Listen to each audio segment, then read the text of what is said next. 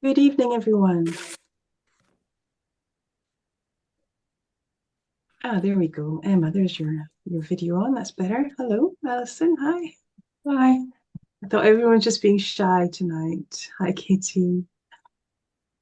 It's okay. You can keep your video off if you want, but it's nice to see everyone for a hello at the beginning. Hi, Alex. Okay, we'll just give people a few more minutes to come in. Mm.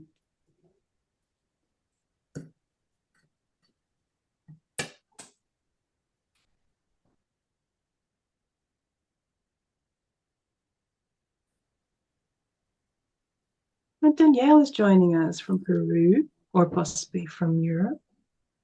Hello, hello. Hi, hi. How are you, Fiona? Hi, thank you. Nice to have you join us. In Where are you exactly? Which Lima, hemisphere? right now in Lima, it's Lima. noon. Great. Okay, nice. I'm glad you could join us. Thank you. Okay. Anyone else in the waiting room, Ben, that we should give a chance, a few moments to just get set up? No? Good. Then we shall begin. Can everyone hear okay and see if they need to see? Great. Okay, we've just got one more person joining, so maybe just thanks everyone for confirming. I'll maybe just give that a few more moments so that Dawn can join us. Oh, and Lizzie, if that's okay with everyone.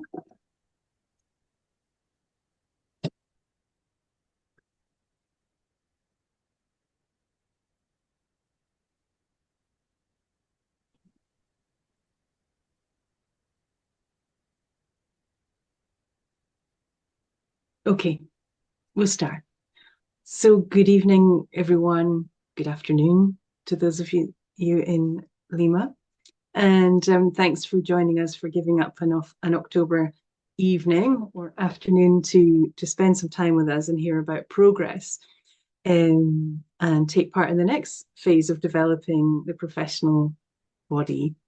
Um, we've got several people here from the main working group. We've got Ben Thomas from Thrive, me from Trellis, Emma Martindale also from Trellis, and Christina Hughes Nine, who works both with Trellis and with Thrive, and her own project, of course, too, and several other people who have been regular volunteers working with us on this project, as well as people who are regular members of other groups in this field to do with green care and therapeutic horticulture. So it's great to have everyone here. And we haven't met for a little while. So over the summer, we've been getting down to some work, and there's a little bit of progress to report on, I'm glad to say, because in previous meetings, I think we felt that maybe the job is huge and we haven't done as much as we'd like. So I'll give you an update on that. And then we've got um, some more specific updates to share that some of the other people present will cover, just because they've got a much more detailed handle on it than me. And then we are going to have a bit of networking time where we get to talk to each other about what's going on in our practice and hopefully also give us some feedback about some of the work we've been doing, which we'll present to you this evening. Um, and then we'll feedback, we'll hear everyone's thoughts once we come back from those groups and close hopefully around 8 o'clock. So we will start with some thinking and working that we've been doing over the summer, just to update you on that. Um, the first thing is that we figured we might get more done if we had slightly fewer of these wide forum meetings and slightly more of the working groups, which are focusing on smaller specific areas of work and involving some of the volunteers that have been part of this wider forum group. Um, so we're planning to switch to that model for next year. So we're going to keep the December date that you hopefully have in your diaries and is on the website. Um, if you want to check that date, it's in my notes here, 10th of December. But then next year we'll probably move to a model of having some more frequent working groups with volunteers working on specific projects, and then a slightly fewer of these forums, but still 2 or 3 a year, I think. I hope everyone thinks that's a good idea, and hopefully when you see some of the things we've been working on, that might seem like that's helped us get there and that's a reasonable model, but we are always open to ideas and comments, of course, about that. So a couple of the things we've been working on, the Code of Ethics, many of you who've been attending for a while now have seen that in various drafts and heard about aspects of that we've been working on. Really, that was a lot down to Christina working on that and drawing together material from other codes from other professions, but also some of the ideas we had about what was needed in our own field, and tweaking and editing and pulling it all together accordingly. And so after this having been shared with, edited many times and then updated by Christina, and then shared with some experienced practitioners to get their feedback, we feel now that we are close to having a solid draft to share with everyone, and that will be explained by Christina, updated today, so that you'll all hear where we are with that, but also it will then be shared on the webpage so that you can comment, and there'll be some specific questions that we invite you to answer about that. So that's the Code of Ethics, which is, it's really great to be at that point and to finally have a good, strong draft there. And I know that several people here have been involved in helping make that as good as it can be. The next thing to mention is that we have been working on some standards of practice, which are kind of a more detailed document or set of policies and ideas that we want to capture, which is kind of a level down from the Code of Ethics, a more detailed kind of manual or direction about how we all agree that good practice might look in therapeutic horticulture. So again, under Ben's kind of coordination, a group of experienced volunteers, some of whom are here today, have got together and looked at that and looked at some models and brought together a first draft. So again, great progress there, and I hope you will be interested in and encouraged by what we have to share there. And finally, with Emma leading this time, we have begun to put together a very early draft of a kind of route to registration. So the big central piece of our work here in the professional association would be to create a register for practitioners to join. And so looking at different models from around the world, we've finally come up with a kind of a model of how that might look. And it's Emma's going to tell us a bit more about that later this evening. And then we'd really like to hear your feedback on that piece of work. So we're quite pleased we've managed to progress on all these areas, and we're really keen to get your thoughts. And look out, there's going to be a lot more detail now from the various people involved in leading these areas of work in the rest of the meeting. Finally, we have been looking for funding to try and support this work. And we haven't been successful so far. We haven't found any trusts or foundations who've been willing to fund this area of work, unfortunately. We are going to keep trying, but we are beginning to think that we will need to probably at least begin with a sort of subscriptions model. So we hope that we might attract lots of people who also may pay a small amount towards this professional association as the model to really launch it and make it sustainable and viable. So those are our thoughts. And of course, as this is all a consultative process, we will invite your thoughts on that and levels of contribution and whether it's feasible or not, and hopefully come to something together that everyone finds acceptable. So that's a kind of very rough and brief update of what we've been working on since the last meeting. And now I'd like to hand over to Christina, who's going to tell us a little bit more about the Code of Ethics. Thank you. Thanks, Fiona. Hello, everybody. Nice to see you all. As Fiona mentions, we have a draft. We have a final draft of the Code of Ethics, and thanks in particular to Alison and Sally, who are here this evening, for their work on it. And we've also got a list of questions in the form of an online survey to go alongside it. We're just waiting on permissions. As Fiona mentioned, we've drawn on the work of other bodies, and where we've done that, we need their permission to use their wording or whatever. So we're just waiting on that, partly as a courtesy and partly just to be on the safe legal side. As soon as we can, those two documents will go up alongside each other on the website. So that'll be the survey and the draft itself. And I think the plan is for everybody to be alerted by email as to when that happens, rather than having to check. And people are then invited to complete the survey online. If that is a problem for anybody, then obviously welcome to get in touch, and we would make it available in a different format, not an issue. So the answers would then be collated and someone will go through them. And what happens next? Well, that depends on the responses. So it's a consultation. We feel it's important that existing and aspiring SDH practitioners feel that the code sets out the values that we can and want to embody in practice. And so it's an important and genuine consultation that we'll be conducting there. And really looking forward to seeing what people have got to say about it. So obviously I'm not sharing it with you this evening. That's not the focus of tonight. And we will be getting it on the website as soon as we can. Thank you. Thanks, Christina. Does anyone have anything to say at this point? That's a nice thumbs up from Emma Myers.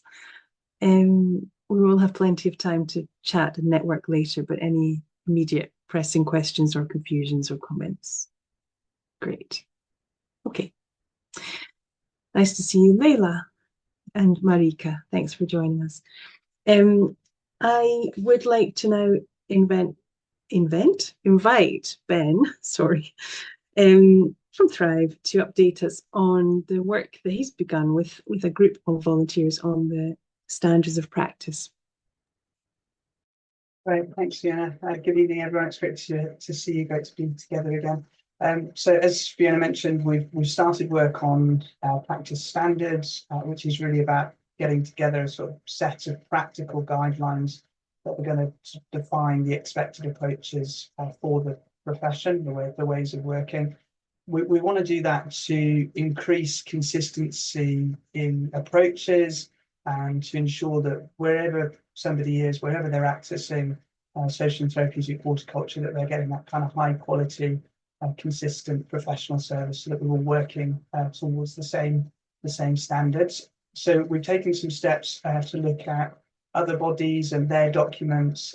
We have kind of considered what we would like to be included, and starting to work on an existing draft. We've got a group of about 8 or 9 of us from across geographic spread and different kind of client demographics and groups to look at those practice standards and to kind of consider how they might work in different settings. So we took an initial draft which came from you might remember Cultivating Quality, which was an old Thrive resource, sort of thick binder. It's a chunky resource that's you might find one on the shelf somewhere if you've been around as a project for a while, and kind of sifted that down, and we used that in our first meeting to kind of to get the conversation started. And so we've had our first draft. We've got a meeting in 2 weeks to look at the second draft based on that first meeting's discussion. And our aim is that we will be able to bring a kind of a working draft to the December forum, where that can kind of be a good item for us to discuss there. Haven't got anything specific to share now because we're in that process.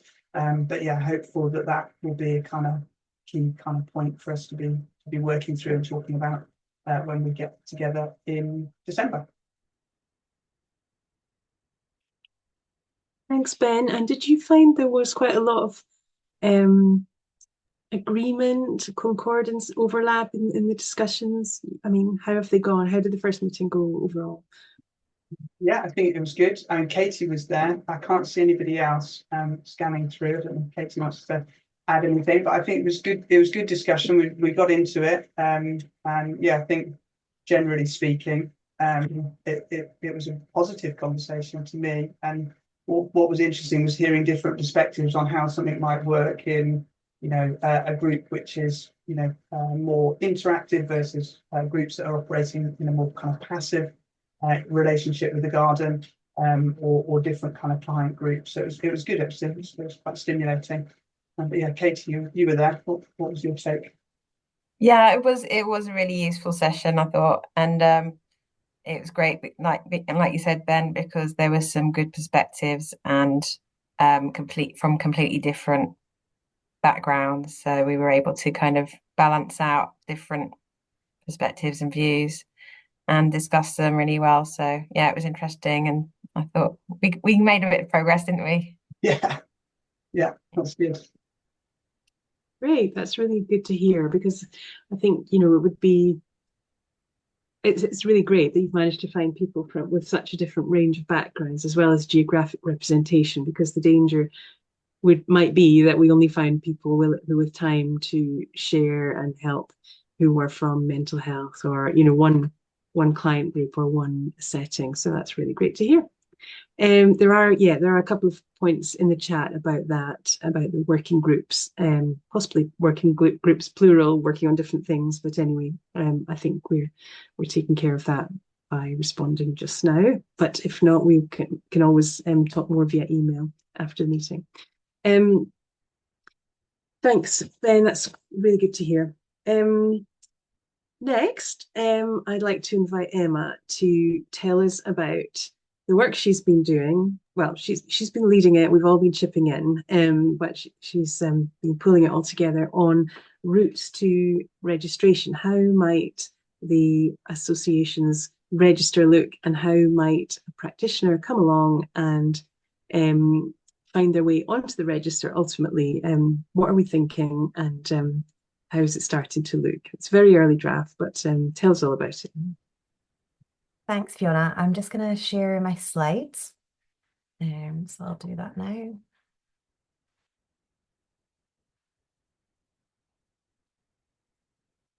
Hopefully that should now be coming up for everyone.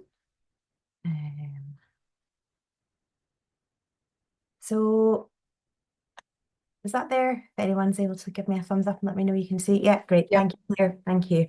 Fab. Okay, apologies in advance. I've got a slight cold, so if I start coughing my way through the presentation, I'll carry on in a minute. But it should be good.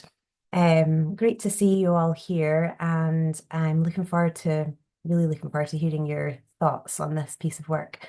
So I'm going to kind of give us a bit of an introduction first, just because I know there are some people who have maybe not been at previous forums, but I'll do that quite quickly because I don't want to cover the same ground that we've gone over in too much detail. And you can watch films of the previous forums on the usual Trellis page if you want to hear more about any of the initial slides in this presentation.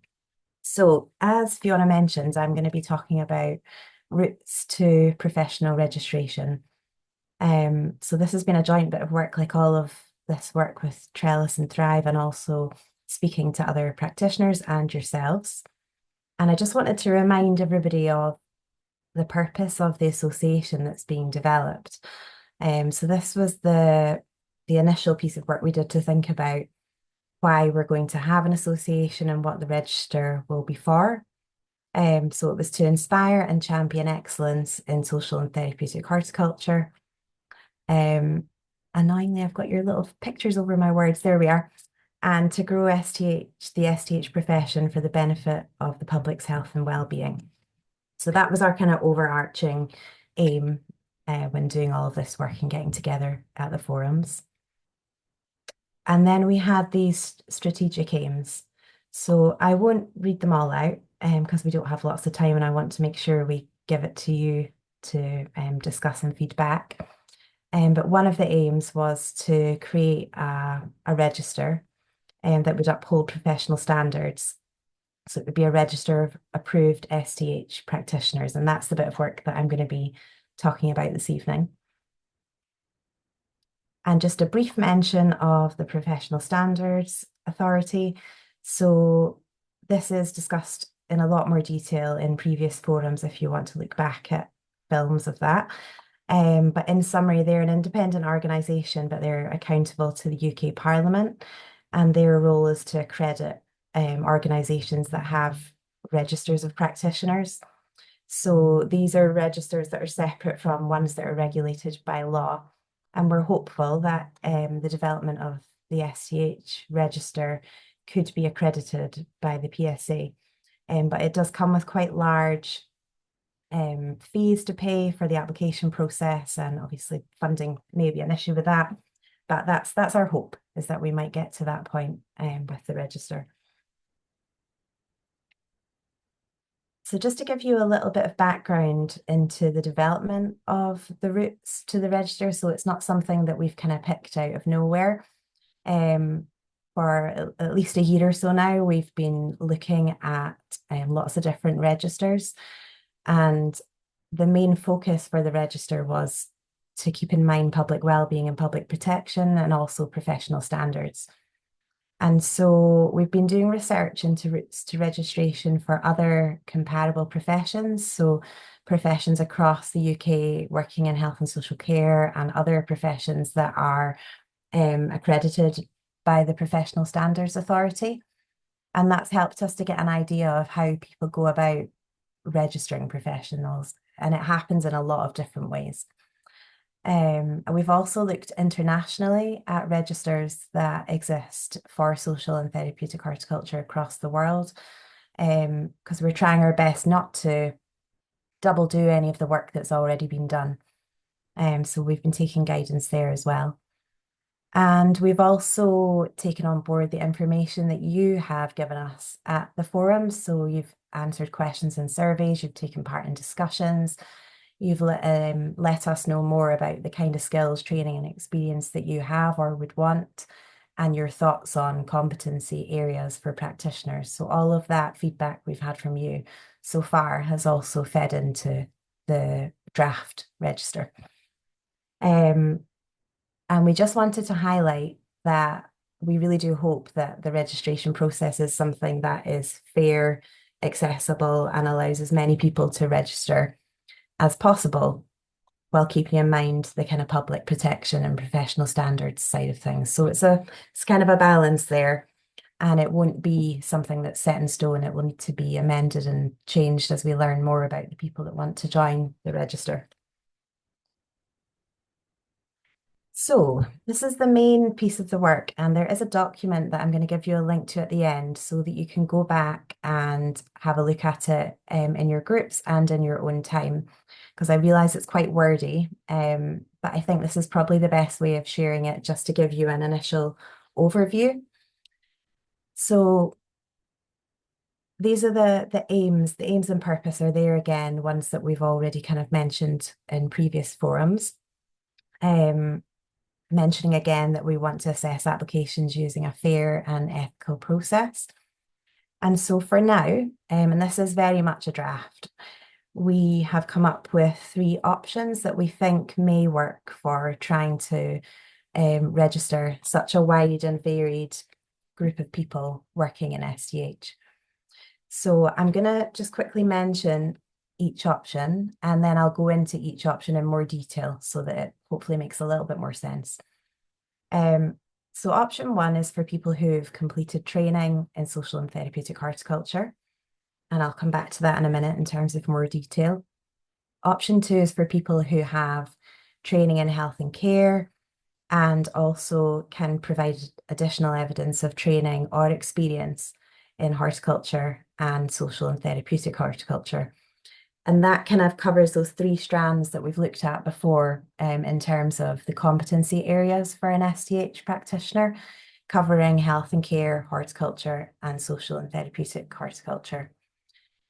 And then the final option that we have included at the moment is to try and make sure, like we said, that it's oh, my slides have jumped, there we go, that it's an accessible process, that if you aren't able to apply through option 1 or option 2, you would still be able to apply, and we'll give you more guidance on that, so that we can look at applications on a case-by-case basis, because we know there is just such a variety of people working in this field, and that not everyone has done the same training at this point. So I'm going to go into a bit more detail now. So this is option 1 for people who have done training in social and therapeutic horticulture. And at the moment, we would hope that people who have completed the diploma in social and therapeutic horticulture at level 5 would apply through this route. And also people who might take part in the Professional Development Award that's being developed in Scotland with Trellis at the moment, and a couple of different Scottish colleges.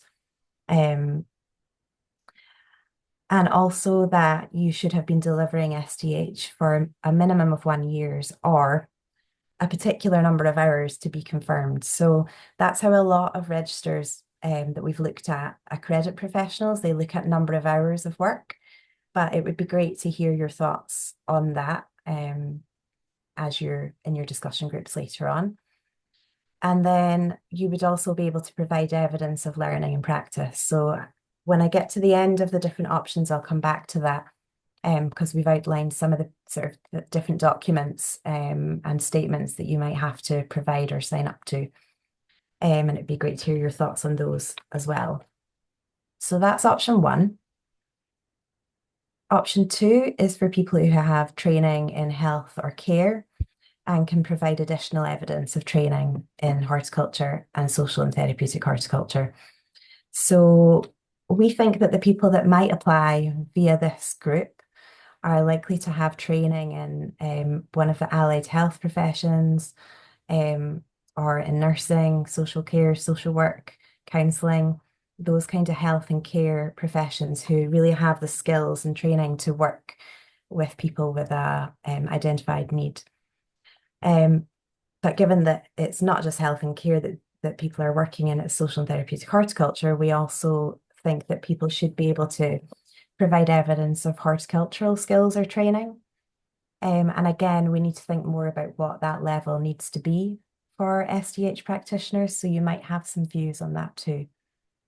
And then finally, that you might have completed either some training that supported your transition from your previous profession into SDH, and you can provide some reflections on that. Or you might have been working in STH for 3 years or more, or for a defined number of hours, and you can provide an account detailing what that transition was like for you and any reflections on that. So we hope that that might allow people who have come from the variety of backgrounds that we see in STH, and I'm sure there are more, to apply to the register. And again, I've mentioned that people would be able to provide evidence of learning and practice, and I'll come back to that in a second. That little list at the bottom is just all the HCPC registered professions. So I won't read them all out, but that's another list of many of the professions that we see in terms of people who might move into SDH or be using SDH in their practice. And so finally, option 3. So this one is for people who don't think that they would fit into option 1 or 2. And we would want to still consider your application on a case-by-case basis. So examples of those people might be people who have completed training internationally, or who have completed qualifications that aren't currently listed in option 1 or 2. And perhaps those who've been working in STH for maybe 5 years or more, and are able to evidence how they meet the core competencies of an STH practitioner. So we are aware that there are people doing, really fabulous work out there who might not necessarily fit into option 1 or 2, and we don't want you to feel excluded. Camille. Oh, was that a question there? Hello.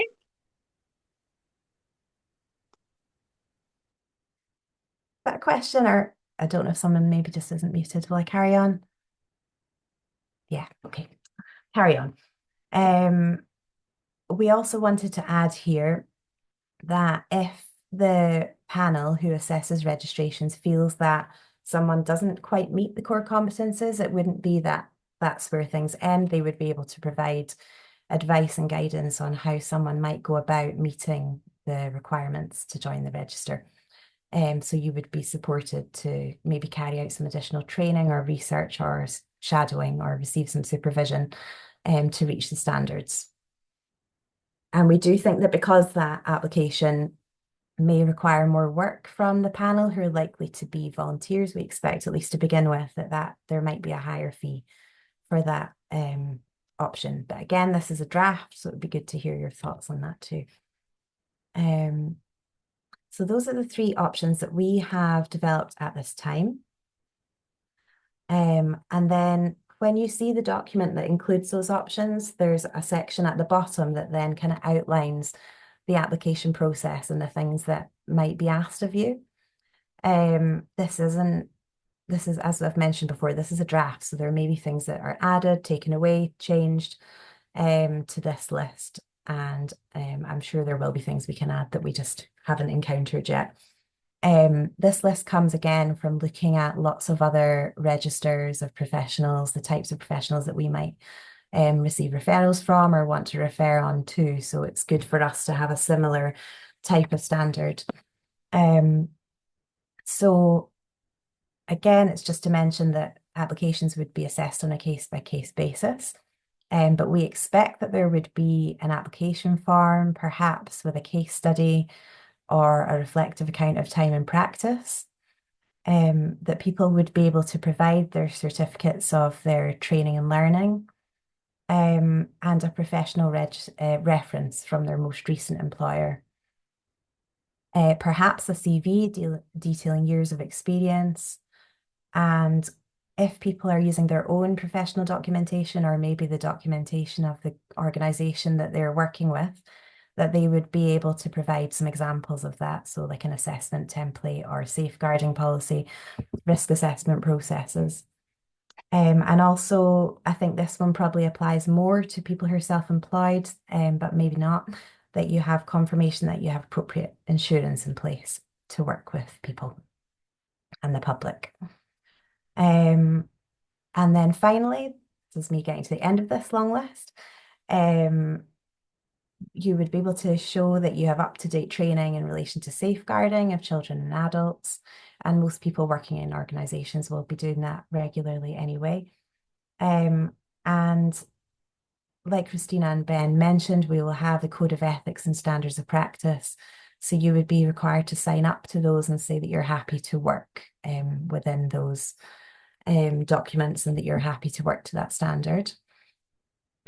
We think that perhaps we might need evidence of police checks or a declaration about past criminal convictions, which isn't unusual in health and care professions, but we need to develop further policy and guidance around that. And also that you might be asked to provide evidence if you've been subject to a disciplinary process.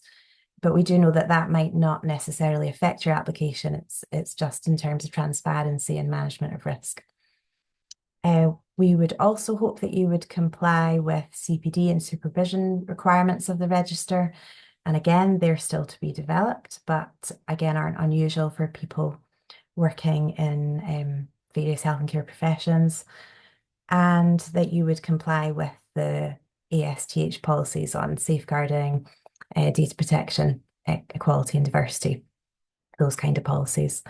We do expect that all of this work, when we finally get to the point of having a draft that we use, will be reviewed perhaps annually and amended as things change in our field, as the work of the ASTH progresses. It may be that, you know, this list and the application process or even the options might need to be amended or changed. So that's where we've come to at the moment. And I realise it's probably quite a lot of information for people to take in one round. But hopefully you can come back to that and have a look at it later on in the meeting and also in your own time. I just wanted to kind of remind everyone of the work that we need to do next to support the creation of the register, because there's still a lot to do.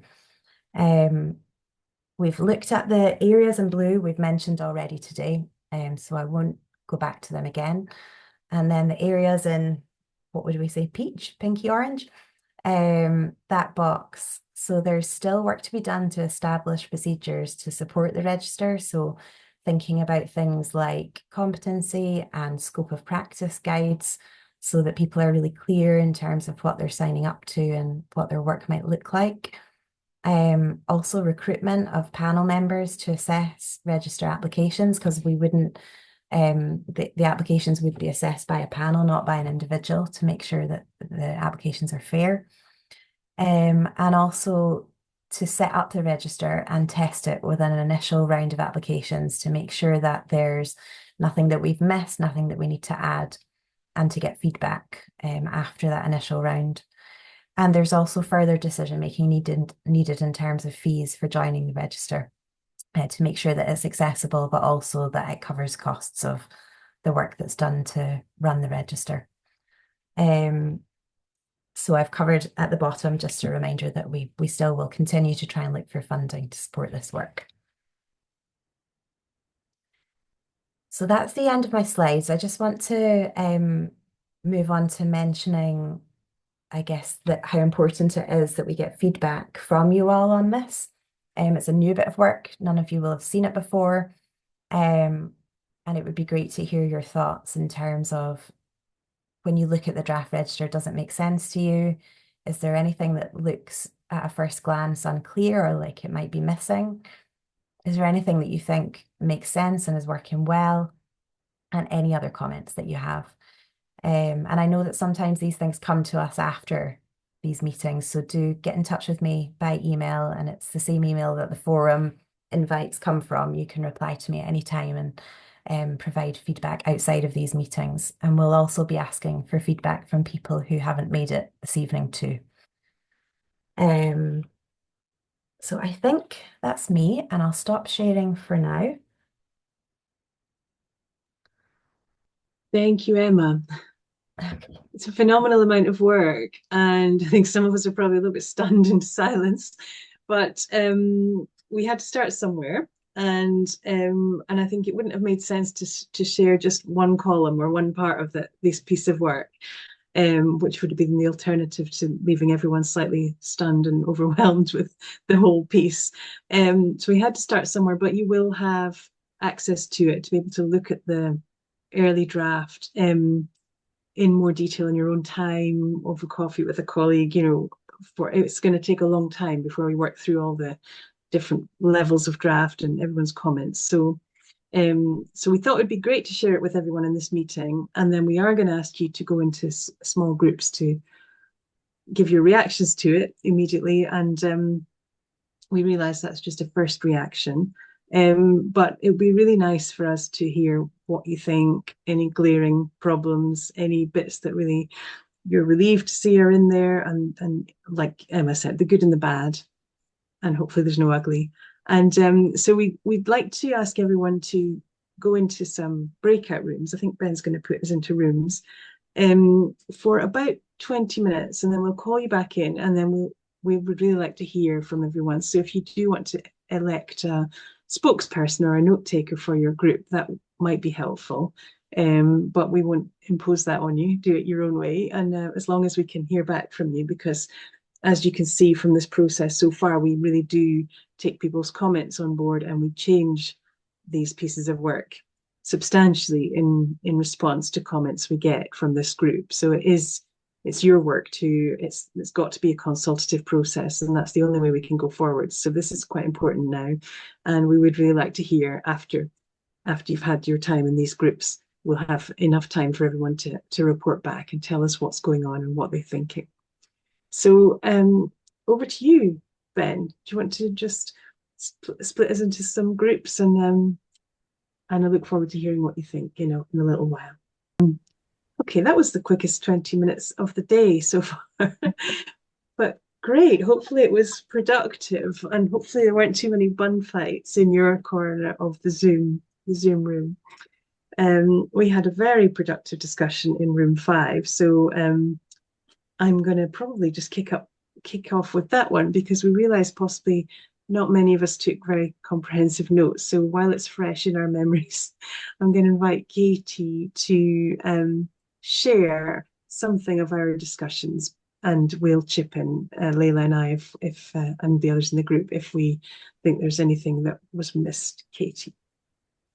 Okay, so the first thing that was brought up was Sally was concerned that we had some discussions about the difference between the award and the diploma. So we just wanted to get that clarified because we think that also the award would qualify, we believe, and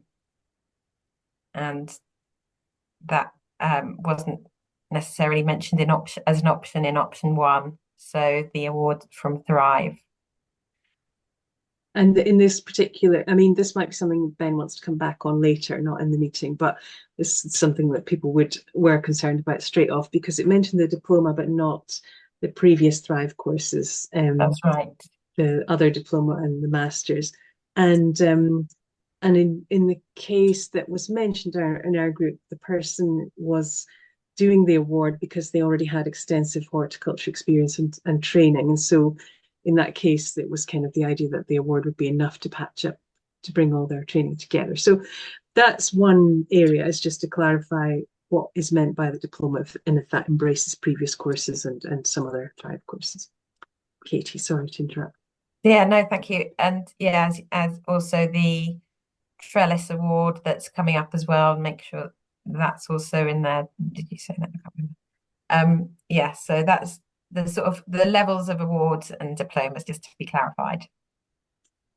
And then in option 2, we did have some worries about the working in STH. So just what exactly that means, and if we would need to be more specific about the definition of what an STH organisation actually is, and having within that, yeah, basically having the definition of STH very clearly marked within the framework there, so that it's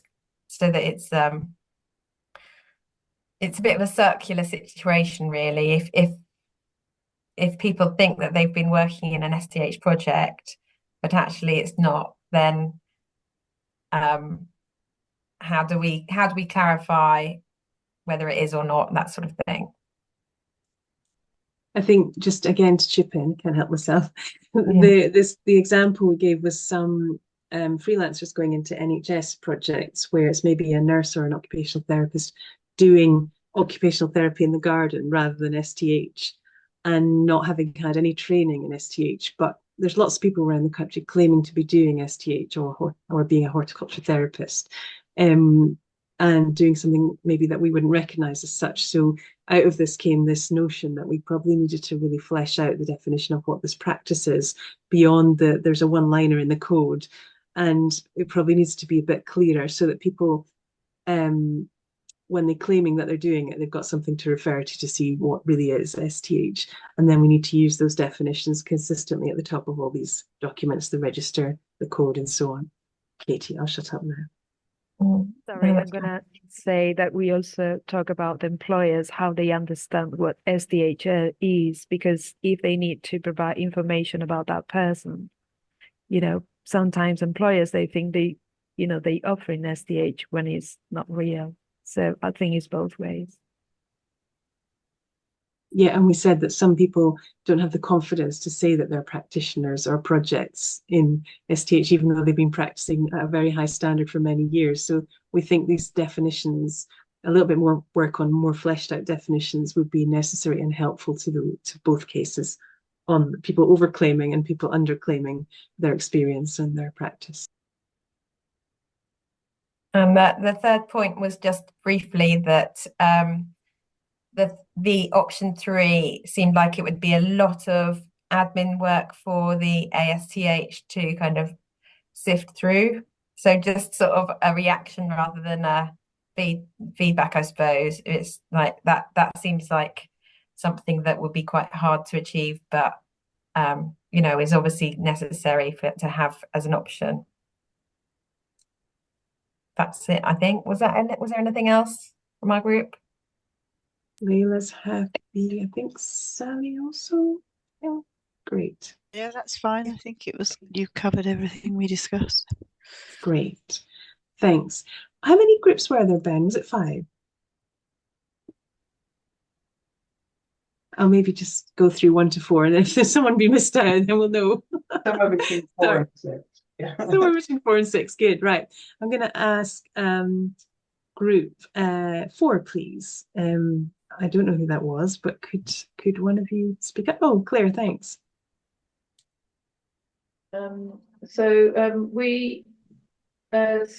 were unclear about whether it was clear enough whether we're talking about people who are employed or people who are freelance, obviously both, but we felt a little bit that they're two separate things, and that you could fall into the sort of issue of documentation being used that was from the organisation, and that the person maybe still wasn't very clear about what they were doing or using the documentation, rather than some kind of way of showing that they understood what they were doing. Sorry, that's not very clear. We were talking about risk assessments. You could just submit your organization's risk assessments or something, which might show you've got some risk assessments that you're working with, but it might not show that you understand the whole idea of the risk assessment process or whatever. So we didn't necessarily feel that submitting a bunch of documents from a project that you worked for was maybe the right way to prove your worth, if you like. Does that make sense?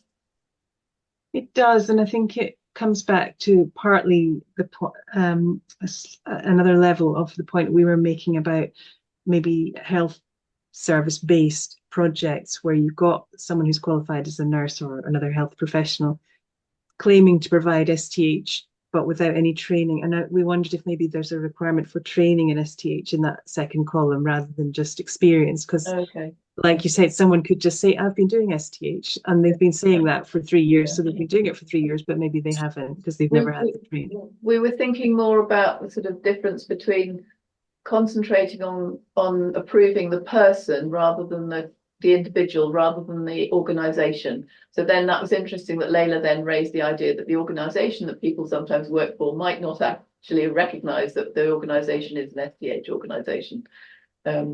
But I think we felt it's important that the person and the individual is being assessed in a way that their competencies are checked, and that the evidence needs to match the competencies that we're being judged against. Whether that's possible, maybe it's not documentation, maybe it's, I don't know, short assessments or something, I don't know. So we talked about concentrating on the individual being assessed, if you like, and linking that very much to the core competencies that we think people should see. I was just going to pick up on the point that you mentioned about category 3. I did agreed that looks very onerous. I had to do something similar myself for bikeability when I was a cycle instructor, submitting masses and masses of documents, and then it's off-putting whether people would actually do that, and whether that would, by the amount of work that it is, would actually then exclude people from feeling like they wanted to even try. I did wonder, my other point on the option 3 was whether 5 years is too long. I know I can see you sort of stepped it 1 year, 3 year, 5 years, but I just wonder whether 5 years is too long. Too long for requirement for experience. Yeah. Okay. But I agree about the onerousness of assessing those level option 3 ones. Yeah, onerous on both sides, although absolutely. And there's also a thought that maybe that option won't be so needed after the initial setup of the profession, because there'll be clear career routes for people to go to, hopefully.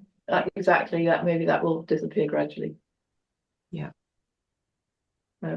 think that was pretty much what we covered. Okay, great, thank you. And just to be clear, that onerousness of documentation, Claire was mentioning it partly more from the idea of someone applying and having to find all those documents, and our group was discussing it as something that the association would have to wade through for individuals, so it's onerous on both sides in that sense. Can I ask a spokesperson from group 3 to share, please? Is anyone owning up to being in group 3?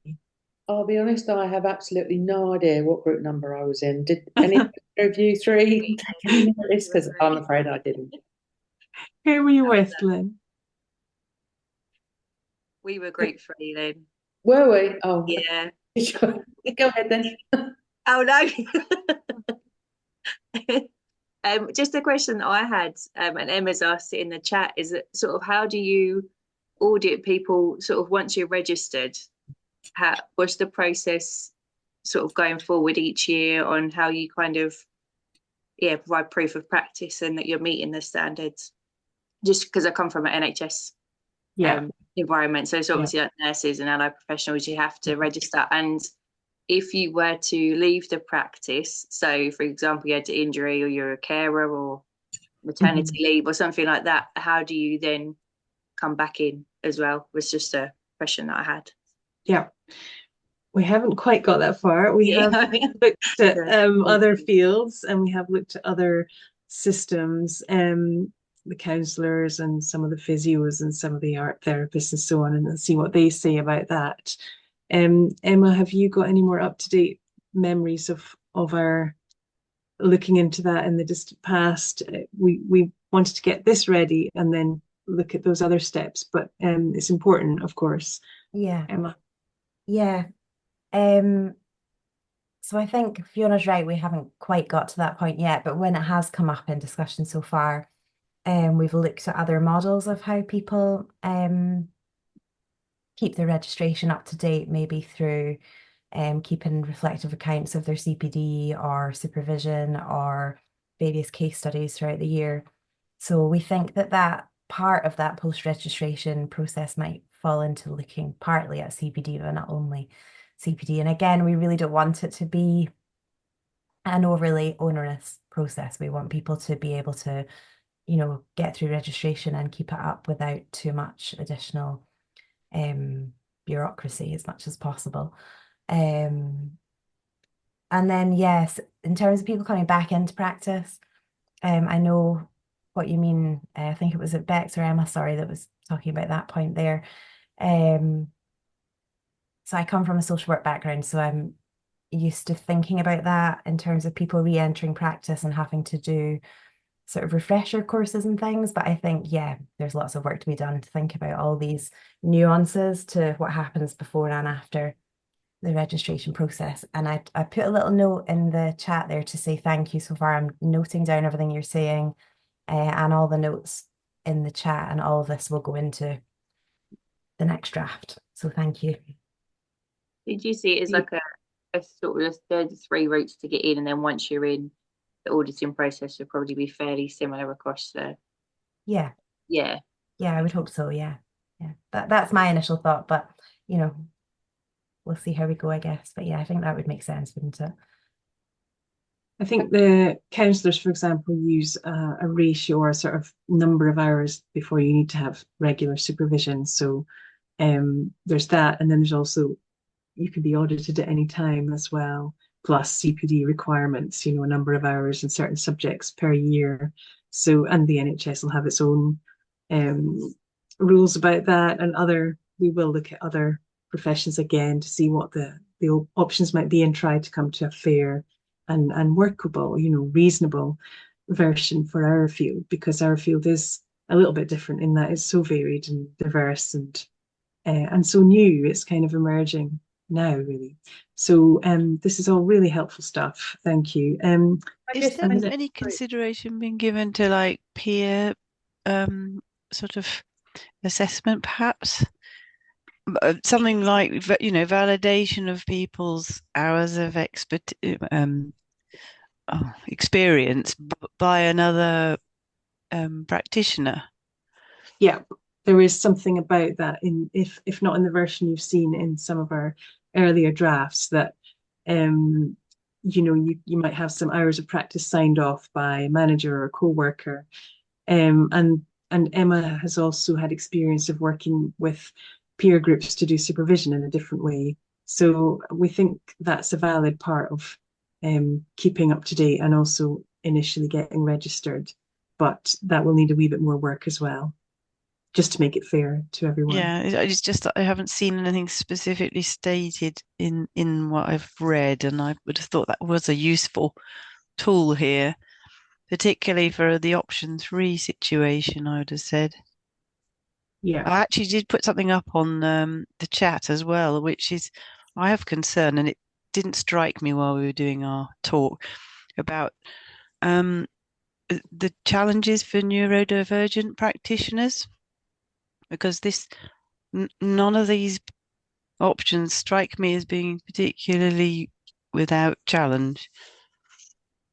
So possibly we need something that has an accommodation where people will find that hard to follow.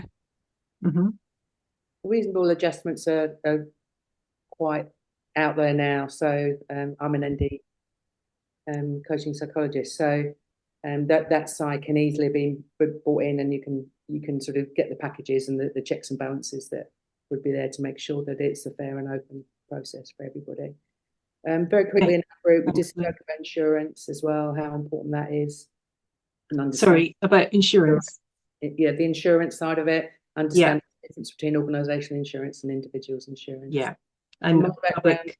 So professional standards background. So for me, this is, I think, a brilliant opportunity to make sure that as you're building these processes for registration, that they are encompassed with a really good, robust right of appeal and accountability process. And this is an unusual opportunity to grow them together, because I've worked where they haven't grown together and they're very clunky and they don't work particularly well. But if you don't build those now as you're doing this, you may find that you could have a vulnerability which you hadn't noticed. So great opportunity to make sure that this really grows together, and is really about public protection, and obviously giving individuals the best opportunity. And one of those things might be charging people more if they go for option 3. Might not be particularly fair, or that did cross our mind. It's just practicalities really of how we make it work. But again, there's loads, as you said, there's no new wheels here. It's about finding the right wheels and then adjusting them and making them fit. But the public protection side is really, really, because that's the first thing. Anything goes wrong and all of this will be ripped apart. The processes. But you know me, I can bore you to death for that for ages. Do you have examples? Possibly this is something to do in follow-up, Lynn, but do you have examples of good right of appeal type templates or processes that you've seen or heard about? This is unique. So obviously my background is not NHS, so I have, obviously psychology is, so probably from police background in terms of the harder end of the scale, obviously to the psychological, which is really quite robust, but not necessarily quite what you're looking for. So can certainly have a look around and say perhaps have some thoughts of some options of things that are in between. That's great. And then it would be good to sorry, carry on. That was us. Okay, and then I think we would like to take advice and guidance from all those who are able to on accessibility and making the process more as fair and open as it can be to people with neurodivergent conditions, and also other situations or conditions that might be a barrier to join. As we have done that in the past with other services and protocols, and it's always been useful. So thanks for pointing those things out.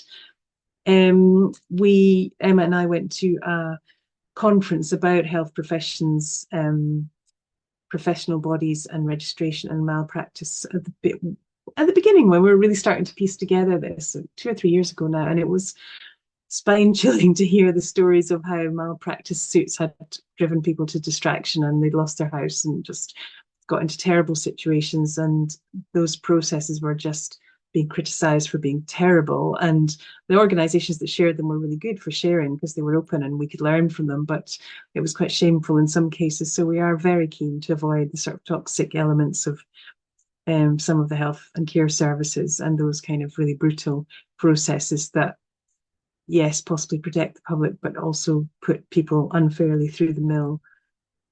So we'd like to learn from all those situations out there So do contribute if you know of something, a case study we could learn from. Group 2 and then group 1, and then we're going to have to wrap up. So group 2, who was in that group? None of us really noticed which group we joined. But anyway, there's 2 groups we haven't heard from yet. And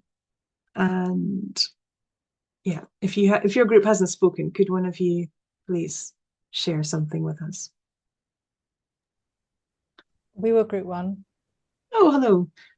So anybody else in group 1 is very welcome to chip in, and I'll be brief if I can. General reaction was that the overall structure was great and as expected, and simpler than the processes in some other professional associations, namely in North America. So that was, it seems from the offset, clearer and fairer. So that was very good. And we spent a bit of time talking about the difficulties of specifying and certifying what counts as an adequate qualification or bunch of experience, so particularly like horticultural experience, horticultural training, what kinds of qualifications would be recognized and appropriate, and how is that certified? And one suggestion also was about mental health first aid training, whether or not that was something which perhaps could be required, not for everybody, because obviously some people will be thoroughly expert in that matter already, but a lot of people won't. Nevertheless, that's something that goes across the board for an awful lot of different client groups. But then we discussed again, we've got this problem of accreditation and quality of training. Experience have varied of different courses. And a further point was about, again, back to the horticultural qualifications. There's some forms of STH which you're still doing STH, but you're indoor and creative. You're not out there designing a whole landscape garden for people with dementia or anything. So the needs that you have to be qualified in the particular branches of horticulture or to what level won't be the same, but you're still practicing STH. So would that make a difference to the kind of horticulture qualification that you should be expected to have?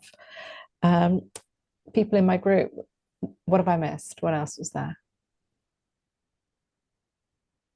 You're getting a thumbs up there, Christina. Good. I can't see. Got the right view on. In that case, yeah, I'll pipe down again. Thanks. We've gone around the house in creating our course, and to some extent the register, the course in Scotland, about these levels of how much what's the essence, the minimum essence that people need in both the horticulture and the health and care sides of the course material to be competent. And I think we could debate that for a long time. And so it has to be just pitched somewhere that makes sense to most people and enough people in the field, I think. But yeah, some discussions still could be had on those elements. Lynn, did you want to add something? Yeah, sorry, I don't want to throw a bomb in here, but I know you would have looked at the BPS, but would perhaps divisions be something that sort of colleague Christine has just said, that you could have a division that was for people who say were in care homes or nursing NHS, and people who were perhaps more like myself and the others that were outside. It was just really to, I'm sure you've already thought it was just. It has come up and it's been slightly couched in different language with the idea that you might have a qualified registration that you can work in mental health, but if you then wanted to start working with dementia or people with physical disabilities, you might need to do additional training, and that is actually stated in the code. You know, if I want to work with different client groups beyond my scope and competence, then I will seek additional training. So yeah, there's something in there that we might want to look at, divisions or qualified, narrower registrations in some cases potentially, although that then gets quite complicated. But yeah, there are solutions. Group 1, please come out and or group 2, is it, that's still missing in action? Who hasn't spoken? Which group hasn't? So I think our group hasn't spoken. Oh, great. Hi. So yeah, I mean, we started with a discussion about whether the options were a little bit high a level. So not everybody agreed about I think there was some discussion about whether some people who were really good at providing social and therapeutic horticulture might not be able to access the registration through this. But I think there was also a contingent of people in our group that were like, no, the standards need to be high so that people have got something to aim towards and something that is recognised as worthwhile qualification and occupation to be registered. So we had that discussion, and then we went into sort of the first page of the document in a little bit more detail. So we were talking about whether you might need more of a horticulture background. If you had, for example, the diploma, would you need to then have a bit more, still need to have the level 2 qualification in horticulture, and whether those things were required to be able to provide a good standard, if you like. And then can't remember that we discussed the blue section, the option 2(1) too much, except for whether or not some people might not be able to get in there. And then the last section, the orange section about not having the qualifications but having the experience, we just talked really about maybe that could be time limited to like so whilst people are training, once we get the registration up and running, could that just be for 5 years or something, so that people know that they've got something to aim towards to be considered a social and therapeutic horticulture practitioner that was registered. I think that's, in short, kind of what we discussed. There was a bit more to it than that, but we're running out of time. Great. Thank you. Well, you read our minds about the possible time-limited column 3, the idea being that once there are courses available to people in a career route, there should be less need for that column. And there's the whole concept of grandfather or legacy rights, where a new profession allows people to be accredited based on their experience to date, but then that option closes down and people can come in via the career routes, assuming they are open and available and accessible to everyone. Well, that's been really helpful.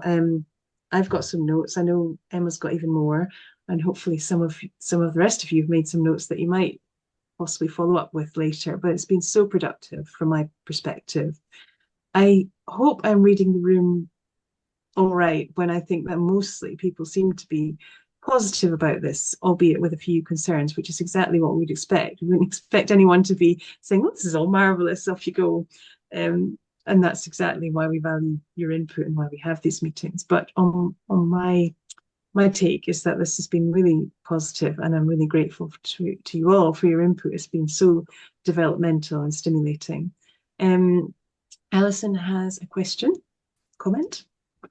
Yeah, sorry, I'll get rid of the hand in a minute. Yes, it was just about this thing that I was in the group with Claire about around core competencies. And I think, are you planning, whoever group put this together, planning to publish that list of core competencies, or is that work in progress? Because I think that's actually going to be absolutely crucial, isn't it, to some of this stuff? It's funny you should say that, because there are some things that we almost seem like we're too close to them to really think about. So the idea of a more fleshed out definition of the practice, what is STH, came up tonight, and I kind of thought, oh my gosh, I can't believe we haven't really done this. So we have a one-liner, but maybe we do need a definition that's a bit more in depth so people can recognize it, and we can say to people, well, this isn't STH, this is, and that would link into all of this work. And then this idea as well that you have raised just now, I think that's really important too. We need to list those competencies. We have been doing this work with some groups across Europe, and it was a list we started with before we created our course in Scotland. So there are the bones of that, but maybe we need something agreed across the UK that we could just share with everyone, and I can see that seems quite important. Thank you for that point. Miriam. Sorry, am I muted? No. We can hear you. Yeah, I was just a little bit unclear about the ands and the ors. So I don't know if it's possible to make that a bit clearer in column 1, whether or not it's the diploma or all the other things, or if it's Yeah. a diploma or the other one and then all the other things as well. Does that make sense? Yeah, we'll need to be crystal clear about that, and possibly this is an opportunity for us to get really clear and then read the writing and edit it so that it is super clear. Good point. We'll take that one back to the group. Thank you. Lizzie. It was just when we're talking about obviously wanting to get to a point where everybody goes down the route of accessing the education routes into the profession. And I don't know if there's already an obvious answer for this one, but just making sure that education grants and loans and things are available for people so that it's not excluding people in difficult financial circumstances. I myself have done the diploma, which was very kindly funded through work. Otherwise, it wouldn't have been accessible for me. But I know that that's not a route that lots of people would even have as an option. So, yeah, thanks. It's been really important in our course development in Scotland. We wanted to make sure it was eligible for grant funding, and I know that there are some bursaries for the Thrive diploma too. So we're thankful for you raising that, and we'll document it and make sure it's at the forefront when we're discussing the possibility of some standalone modules, for example, for health professionals that maybe don't need to do the health and care part of any diploma or our course in Scotland, but would like to do an STH, but we need to try and make sure that they are also eligible for funding so that we're not putting up financial barriers to people who want to come into the profession. I think especially when you look at comparatively the kind of earnings of an STH practitioner or somebody who's been working in STH alongside other professional careers, the pay is not the same as it, so the available income might be substantially less. Yeah, we know that the salaries are very depressed across the sector. So yeah, we need to make sure that that's not a barrier, and just somehow make it viable with reference to grants and bursaries and however we can do that. We've got some more offers of volunteer help with some of the we've just invented a new working group on core competencies. Well, I think we will need one of those. So thanks, Alison, and we will be able to save these notes, I think, with the recording. Bex, did you have a last point to make? Sorry, yeah, it was just on you talk about the salaries. It's something I thought about earlier. Would there be I know sometimes unions do it where they have like a tiered amount that you pay dependent on the pay that you have coming in. Would that be something that could be considered for sort of being registered in that if you... right, for registration, yeah, that's something we should certainly look at. We've been looking at that for some of our events, and I think, yeah, it makes sense. Well, thank you, everyone. That's been a really good session. Do any of my co-workers at Thrive or Trellis want to add anything to round up? Okay. Well, thanks a million to you all. It's been a really helpful session and hopefully positive. And yeah, I'm feeling pleased that some people are saying the hard work's been worth it so far. So that's good. I'm glad it hasn't been that the reaction to this register has been overall positive. Fantastic. Well, we'll let you get back to your evening and your afternoon in Peru. And thanks. We'll meet again in December, and we will meanwhile put any of the relevant documents and notes on the page, and the new link for the next meeting will be on the page as well. Thanks, everyone. Have a good night.